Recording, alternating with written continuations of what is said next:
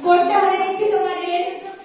মাছরাঙা team পেয়েছে 30, নীলকণ্ঠ পেয়েছে 40, টুনটুনি পেয়েছে ওটা শেষে 75, সব থেকে বেশি। আবার মৌটুসি টিম পেয়েছে 30 এবং বাবুই পেয়েছে 20। তাহলে আজকে কুইজ প্রতিযোগিতার বিজয়ী টিম হলো টুনটুনি টিম। জোরে হাততালি হতে হবে। দ্বিতীয় স্থান অধিকার করেছে 40 নাম্বার পেয়ে নীলকণ্ঠ টিম। ওদের জন্য একটা হাততালি দাও। আর তৃতীয় স্থানে আছে ড্র হয়েছে এখান থেকে যুগ্ম তৃতীয় বলা যায় মৌটুসি